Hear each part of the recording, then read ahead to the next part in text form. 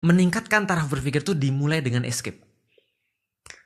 Gimana? Coba lihat ya. Terbaik. Pertama, Nabi Muhammad. Yang paling top ya tentu ya. Langsung yang paling top. Nabi Muhammad itu ngeliat kerusakan yang nggak pernah terjadi di zaman yang lain. Dan lu tahu kita awali dulu dari ini ya, apa namanya, tahun terburuk dalam sejarah dunia. Ada ya itu? Ada. Tahun terburuk dalam sejarah dunia itu 536. Semua orang udah sepakat. Karena pada saat itu untuk sekitar 70 tahun, 50 sampai 70 tahun ke depan, bumi itu benar-benar paceklik. Gara-gara ada gunung meletus di mana-mana. Paceklik itu apa? Paceklik itu gue ada bahasa-bahasa yang harus bukan kemarau panjang. Paceklik itu crop berhenti berproduksi. Oh, berarti sampai di tahap famine lah. Famine. Ya? Orang nggak bisa makan banget. gitu. Benar. Karena parah bangetnya gini, gunung meletus di mana-mana, mendung sehingga kemudian ngalangin cahaya matahari. Akhirnya seluruh dunia itu benar-benar gagal panen semua. Dan orang-orang hampir nggak pernah ngelihat sinar matahari dalam kemudian beberapa bulan ke depan. 536 itu adalah tahun terburuk dalam sejarah dunia, lanjut 50-70 tahun. Lebih gelap daripada sekarang berarti? Jauh. Tahun terburuk dalam sejarah manusia. Bayangin kalau manusia sudah dari misalnya berapa ratus ribu tahun yang lalu, ini tahun terburuknya adalah 536. Dan tebak, kapan Rasulullah lahir? Sekitar sana. Tahun gajah. Oh iya, gue ingat itu di Tiba ya. Di Tiba, betul. Nah, jadi tahun gajah 570. Jadi Rasulullah itu lahir, dia melihat dari segi fisik dan mental kerusakannya parah banget. Parah banget. Ada orang ngubur anaknya sendiri. Ngubur anaknya sendiri karena dia nggak mau punya anak selain laki-laki. Dia malu kalau punya anak perempuan. Ketika punya anak perempuan, lu kebayang nggak sih? Aku sebagai seorang ayah punya anak perempuan, jelas aku lebih peduli daripada anak laki-laki dong. Itu benar. Tapi zaman dulu kan dilihatnya sebagai beban mungkin ya. Beban. Dikubur hidup-hidup, bro. Hidup-hidup dikubur. Itu tradisinya orang-orang Arab pada saat itu. Nah, tidak radikal hanya itu. Ya? Radikal. Punya istri bisa 40 sampai 100. Lu bisa bayangin gak sih? Kalau contoh ya, kalau ini simulasi ya. Simulasi walaupun aku gak akan. Aku nikah umur 20 tahun, setiap tahun aku nikah satu istri. 60 tahun aku punya istri yang bervariasi antara umur 60 sampai umur kayak koleksi sih, bisa dipajang gitu kan. Nah, ketika seorang Arab mati yang punya istri banyak, istrinya diwariskan. Emang gitu konsepnya dulu? Benar, konsepnya gitu. Lu bayangin aja, kerusakan apa lagi? Riba merajalela. Segala macam, kemudian orang-orang yang budak lahir hitam apes. Karena dia bakal jadi budak kan gitu kan ya. Dia lahir kemudian punya nasab bagus, dia langsung tiba-tiba jadi tinggi. Apalagi kalau dia anak. Dulu ada masalah pejabat juga nggak? Ada. Tapi apapun yang Anda temukan sekarang masalah-masalah ada di masa Rasulullah SAW. Ada juga orang yang nyulap tuh. Dari bukan bensin waktu itu ya. Oh, bukan bensin. Oh iya. 90 ke 92 gitu kan. Duanya dari mana gitu. Nah betul. Nah ada juga tuh model-model kayak gitu. Nah apa yang dilakukan oleh Rasulullah? Escape. Beliau naik ke Gua Hira. Untuk escape dari semua itu. Karena kalau kita tidak escape, kita nggak akan pernah lihat lebih terang dan lihat lebih jelas. Itu kan kayak perspektifnya, kita nggak bisa nge-solve masalahnya kalau kita bias banget ada di dalam semua permasalahan itu. Kan kita harus punya perspektif yang kalau bahasanya tuh non partisan, non bias gitu. Betul. Kita harus lihat dari luar, benar-benar cari solusinya. Jadi dia escape. Dan berapa lama Rasul escape? Itu lebih daripada setahun. Oh ya? Rasulullah escape, lihat dari atas, benar-benar literally dari atas, dia bisa ngelihat Mekah seluruhnya dari Hira itu. Lalu kemudian dia ngelihat dari segi kemudian makna, apa sih yang menjadi permasalahan ini sebenarnya. Dan hasil dari escape itu Allah turunkan Iqra bismi rabbikal ladzi khalaq. Nah, bacalah dengan nama Tuhanmu yang Maha Pemurah. Bacalah, itu adalah awal daripada mencerdaskan umat. Berarti kabur aja dulu tuh nggak salah. Nggak salah. Karena nabi-nabi banyak kabur juga. Iya. Bener. Itu baru satu kan? Iya. Dua. Lu tahu Nabi Musa? Musa pernah kabur. Oke. Escape. Bener, escape. Ceritanya dia kan ini habis podcast ini sih menurut gue escape room naik nih pendapatannya. Oh. Iya. Nanti ada orang bikin escape room ya. Musa orang istana. Tapi tidak mau memanfaatkan fasilitas bapaknya. Benar. Jadi kita ngomong siapa? Ini kayaknya kebalikan. Iya kan ya. Nah, Musa tidak mau memanfaatkan fasilitas bapaknya dan dia tahu bahwasanya dia punya purpose. Tapi ketika dia lagi jalanin purpose dan prinsipnya bahwasanya dia paling nggak suka ada orang terzolimi. Jadi Musa itu orang yang nggak pernah bisa diam dan akan selalu ngamuk ketika terjadi sesuatu kezoliman. Pernah terjadi ada dua orang berantem antara the have sama kemudian orang-orang yang dalam tanda kutip ya minority. Lalu ketika dia berantem nih dua orang dipisah. Cuma karena saking kuat, berhenti jangan berantem, satunya mati.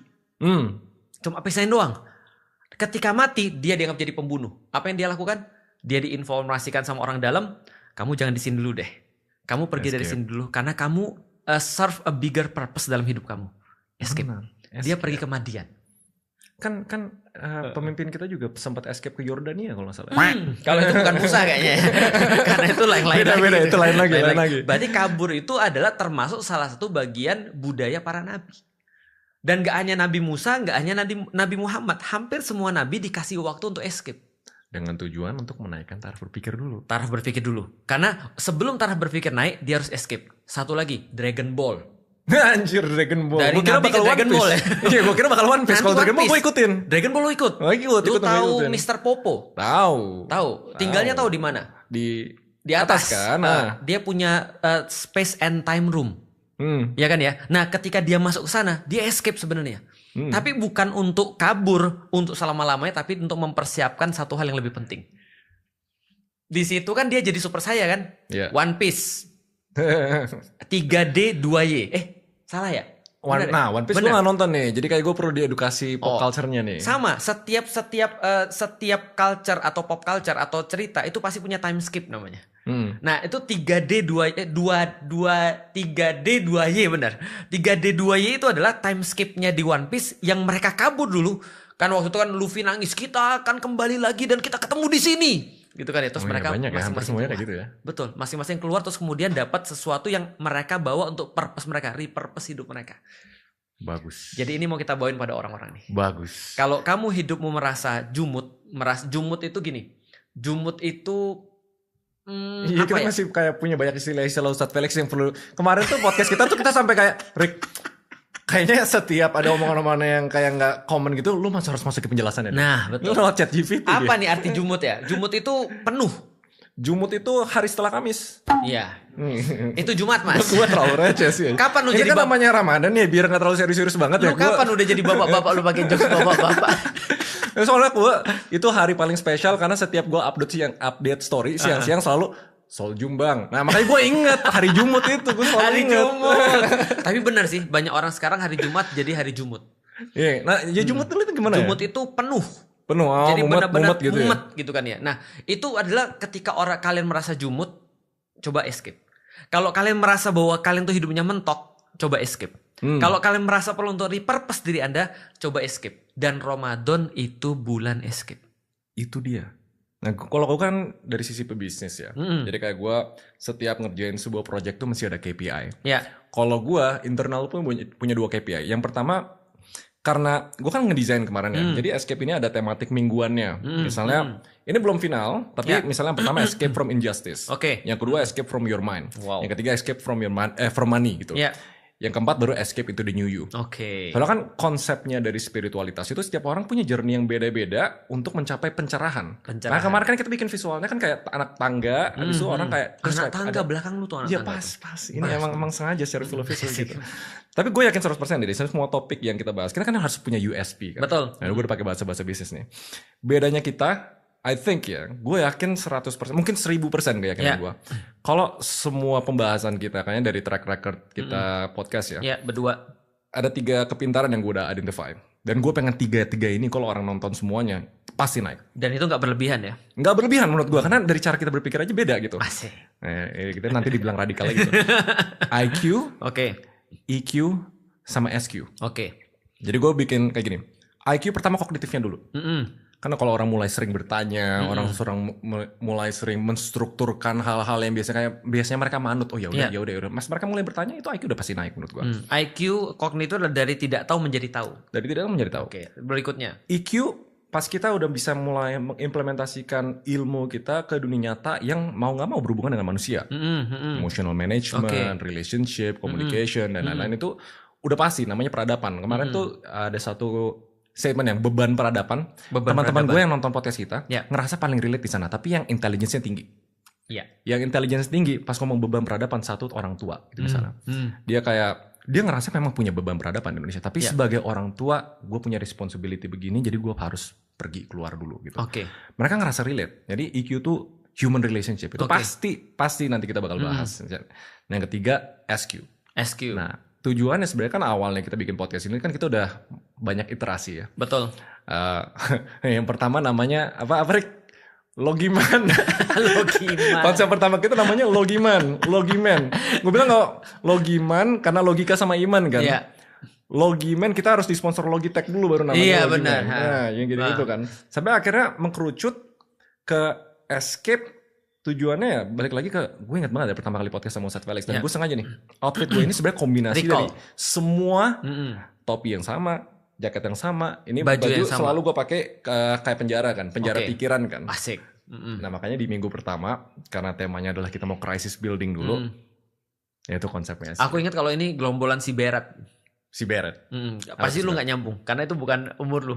Bukan Coba umur klik lu. aja nanti teman-teman ya, gerombolan si Berat gitu. Si Berat. Si Berat. Apa tuh si Berat? Itu ada di Donald Bebek. Jadi ada penjahat-penjahat pakai baju itu. Iya. Bener, karena semua orang di Indonesia tuh gue ngerasa penjara paling gede, yang size-nya paling gede dan security-nya paling kuat tuh penjara pikiran sendiri. Benar sih, ini ya. Semua problem ada di sini. Semua problem ada di sini. Liberation of mind itu lebih bagus daripada apapun. Apapun. Liberation of mind itu dari apapun. Kayak banyak meme kan waktu itu kayak misalnya binatang. Yang seumur hidupnya tuh udah biasa jadi apa sih namanya? Kayak emang dipakai manusia gitu. Misalnya kayak kuda. Kayak sapi, kuda dan lain-lain. Kemarin ada video gue liat fresh banget. Kuda tuh dia bener-bener gak ada apa-apa. Diginin. Pasangin. Pura-pura. Diikat-ikat terus ditarik. Kudanya ikut. Itu menurut gue ada definisi penjara pikiran. Artinya kalau kita mau ngelakuin apa-apa, mau breakthrough. Ini kan liberation kan dari kata-katanya kan. Kita harus bisa bantu orang keluar dari penjara pikiran itu. Betul. Dan itu dimulai dari escape. Dimulai dari escape dulu. Karena menurut gue penjara pikiran, salah satu penjara pemikiran ya, yang paling parah yang di Indonesia dan itu dimulai dari kecil adalah soal ABC itu. ABC? Iya. Seolah-olah harus ada jawabannya di situ kan. Oh, pilihan ganda. Oke. Pilihan ganda kan. Benar. Nah, emang kita nggak boleh berpikir selain ABC gitu maksudnya. Benar. Kan bisa jadi jawabannya ada D dong. Iya. Dan yang paling rendah daripada taksonomi Bloom adalah ketika Bloom's taksonomi itu adalah ketika orang harus memilih gitu maksudnya. Dan tidak bisa berpikir analyzing bahwasanya ada sesuatu di luar daripada pilihan-pilihan ini kan gitu kan ya. Dari kecil tuh kita udah dibikin boundariesnya. Iya. Udah dibikin temboknya. Betul. Lu kalau berpikir nggak boleh seluas ini. Betul. Segini aja gitu. Betul. Dari sistem pendidikan, sistem pemerintahan dan lain-lain semuanya tuh kayak gitu. Dan itu yang konstan dilakukan oleh orang jahat sebenarnya. Itu. Mereka pengen agar orang berpikir sesuai dengan apa yang mereka mau. Sehingga mereka tidak perlu untuk khawatir. Oh, aku ngerti pembatasan informasi. Sebenarnya selain dari pembatasan informasi, kalau menurut gue yang lebih akurat adalah pembatasan pilihan. Pembatasan pilihan, misinformasi. Seakan kayak pilihan itu nggak banyak gitu loh. Oke. Opsinya dibikin dikit, jadi mau nggak mau pasti orang kegiring. Aku relate nih. Sekarang kalau sudah Dragon Ball, One Piece, Avengers gue lebih relate. Nih gini ya, kita mau kasih tahu ya. Kalau lu nggak mau escape dari apa yang menjadi keseharian lu, atau apa yang menjadi sudah pakemnya diri lu, maka lu nggak akan pernah untuk jadi siapapun di masa depan. Maka Avengers ketika Endgame, kan kita bingung tuh. Setengah orang mati. Spider-Man hilang, Doctor Strange hilang. Padahal dia yang ngomong bahwa saya satu di antara 14 juta itu dia yang tahu sendiri kan. Satu doang yang menang, bener kan? Satu doang kan? Kan dia belum ngasih tahu. Iya kan ya? Siapa lagi hilang? Captain America hilang gak sih? Enggak, Black Panther yang hilang. Black Panther hilang. Sama Bucky juga hilang kan ya? Iya, banyak yang hilang kan ya? Bucky hilang dan segala macam. Nah, maka ketika dalam titik itu mereka harus berpikir, oke, kita balik lagi deh. Ketika kata orang gini, kalau di depan itu sudah buntu, maka balik ke belakang adalah pilihan satu-satunya. Balik ke belakang. Iya, tapi kalau kita di depan buntu dan belakang buntu, maka naik ke atas. Artinya semua escape. Rasulullah itu bukan hanya sekali escape, tapi pertama ketika dia melihat kekacauan yang sangat besar sekali, dia escape untuk ke Hira, untuk ngelihat lebih dalam lagi, ngelihat lebih jelas lagi. Kedua, ketika dalam hidupnya dia paling sedih, dia dikasih escape untuk ke langit. Isra Mi'raj. Apa namanya? Isra Mi'raj, naik ke langit. Nah, ini penting nih. Beda-bedanya kalau di podcast ini kan gue sekalian beneran mau belajar Islam. Iya, ini keren banget sih lu. Ini wajib nih. Atau enggak gue di roasting lu mau lihat Raymond Chin sholat Jumat? Kemarin kita udah trade. Oke, gue sholat Jumat. Tapi abis itu nanti kita nge-gym bareng sambil ngedakwah. Ayo. Nge-gym bareng sampai sholat Jumat ya. Oke, jadi artinya Avengers tuh mencari cara yang belum pernah ada. Karena kalau dia stay pada ABC, pilihan berganda, dia nggak dapat untuk bagaimana cara balik ke belakang kan? Benar. Berarti dia harus cari sesuatu yang nggak sama gitu maksudnya. Itu yang kita pengenin dari Escape. Nah, tadi gue sambil jalan ke sini kan gue nanya Rofi. Rofi kan soleh ya, anak soleh ya Rofi ya. Namanya aja Rofi ya. Rofi, Farofi. Jadi mama waktu itu kayak titip, Re ini kan kamu. Oh ini berarti ini titipan mama nih ya. Titip Re, lihat nih soleh, sholat. Gitu. Terus gue nanya Rof, brief gue dong kayak Ramadan ini gue tahu konsep besarnya gitu kan, menahan diri, puasa itu biar kayak kita detox dan lain-lain gitu. Apa sih yang jadi kuncinya Ramadan? Terus dia jelasin ada satu hari, tapi kita nggak tahu kapan. Yang pahalanya tuh sampai 1000 bulan. 1000 bulan. 1000 kali apa 1000 bulan? 1000 bulan. 1000 bulan. Iya. Nah terus Feren nanya gitu loh. Kita bisa tahu nggak hari apa gitu biar hari nanti itu kita sedekahnya lebih banyak. Ya. Nanti Feren harus di sini sih. Iya, supaya kita kasih tahu ya cara mendapatkan 1000 bulan. Yang pertama adalah asyhadu. Asyhadu kalau gue bismillah, assalamualaikum. Kalau 2 orang di sini nih harus kita KPI akhirnya harus asyhadu nih. Iya betul, Masya Allah ya. Terus dia bilang kayak apa jawaban kita ini ya Rof ya kayak ya itu Allah yang tahu gitu. Kita nggak mungkin kayak dikasih tahu hari apa, itu mah jadi kayak kita ini. Terus gue bilang jawaban gue ya nanti paling di email. Tapi ada spillnya kok. Ada spillnya. Ada spillnya. Jadi kita bahas. Tapi benar berarti 1 hari dari 30 hari di bulan Ramadan itu pahalanya 1000 bulan. Lebih tepatnya 1 malam. 1 malam. 1 malam bukan 1 hari. Kalau di dalam Islam 1 hari yang paling bagus itu adalah hari ketika Arafah, ketika wukuf di Arafah. Hari Arafah itu 9 Zulhijjah. Sabar. Oke. Ini gue mau belajar. Oke. Arafah itu gimana? Jadi gini, 1 hari yang paling bagus di dalam Islam kalau hari itu artinya means adalah ketika matahari masih ada, itu hari namanya. Oke. Nah, berarti itu adalah ketika 9 Zulhijjah, ketika jamaah haji itu lagi ngumpul di Arafah. Namanya hari Arafah. Itu hari paling bagus. Tapi kalau malam Arafah paling ini bagus. tempat. Apa? Bukan. Arafah ini situasi, Arafah tempat atau time and place. Oke. Jadi ada hari nama hari Arafah, ada tempat namanya tempat Arafah. Nanti kita in depth, nanti kita bahas lagi. Tapi kalau malam yang paling bagus, malam Lailatul Qadar namanya. Lailatul itu Qadar. Kan. Betul itu. Gue sampai lupa tadi ini sebenarnya. Lailatul Qadar itu kata Allah di dalam Al-Quran, khairum min alfi syahrin, lebih baik daripada 1000 bulan. Jadi minimalnya lu dapat 1000 bulan. Tapi by chance lu bisa dapat lebih daripada 1000 bulan. Berarti 1000 bulan itu 88 tahun ya? Kalau nggak salah. Harusnya. Nanti coba dihitung. Gua nggak bisa ngitung. Nah kalau malam berarti dia nggak ada matahari, itu malam tuh. Nah berarti aktivitasnya adalah aktivitas malam. Kenapa malam? Nah karena malam itulah ada sesuatu yang bisa ditunjukkan di mana kemudian cahaya nggak ada. Hebat kan? Jadi gini ya. Ternyata ada banyak hal Escape itu kenapa gambarnya itu malam. Karena di malam itu atau ketika kadang-kadang terang itu tidak hanya cahaya. Tapi bisa jadi terang tuh terang itu ada pada saat yang paling gelap. Contoh ya misalnya ya, biji apa nih? Biji apa? Semua biji. Okay. Itu cuma bisa tumbuh ketika dalam gelap. Itu benar. Karena ada hormon-hormon yang bisa tumbuh ketika gelap, ya kan ya. Yang kedua, malam itu memberikan ketenangan yang nggak diberikan siang. Siang itu keramaian, malam itu memberikan ketenangan. Ketenangan itu memberikan kontemplasi, escape. Maka orang-orang ketika dia bosan dengan siang, tunggu malam. Tapi ketika dia sudah kemudian kegelapan di malam, nanti pasti akan ada siang. Allah nyiptain ini bergantian nih. Nah, contohnya biji itu hanya bisa tumbuh ketika malam. Yang kedua, orang-orang ketika malam biasanya dia istirahat.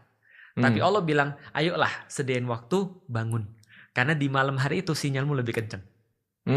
Karena kan kalau main HP zaman dulu ya, ini zaman dulu ya. Zaman dulu. Orang-orang pada tidur kita main. Nah itu koneksinya lancar. Dulu ketika aku masih kuliah, lu tau gak ada happy hours? Tapi tahu warnet kan? Warnet. Gue juga anak warnet. Malam-malam itu kan pasti diskonnya kayak 1000-2000 gitu lumayan kan? Lu 1000-2000 doang? 1000 enggak, jadi waktu itu kan dari 6.000 ke 4.000 per jam gitu. Gue pas kuliah ya, tau gak lu? Kalau biasa 4.000 per jam, kalau pas happy hours dari jam 8 sampai jam 4 pagi itu cuma 8.000. Hemat juga ya. Gue download. Tapi gue zaman warnet tuh udah inflasi. Beda. Kalau gue dulu 6.000 per jam turun ke 4.000 per jam. Gue download Naruto di situ. Pakai disket gue nonton. Tahu lah 1,44 megabyte. Pakai disket nonton berapa detik? Gua harus sedia 8 disket. Oh iya, waktu itu zaman-zaman semua dipecah-pecah ya? Benar, pecah-pecah, bukan anime, komik. Nah, artinya kalau kita bahas gelap itu memberikan banyak hal yang gak diberikan oleh terang. Makanya di dalam Ramadan itu yang dihargai itu adalah malam-malamnya, bukan siang-siangnya. Nah, apa satu malam ini tadi apa namanya yang Lailatul Qadar. Lailatul Qadar. Lailatul Qadar. Kita anggap episode pertama karena kita udah tahu nih ada malam ini Apa kita Feren hunting mau bareng ganti nih. nama jadi Lailatul Qadar aja nih? Gimana?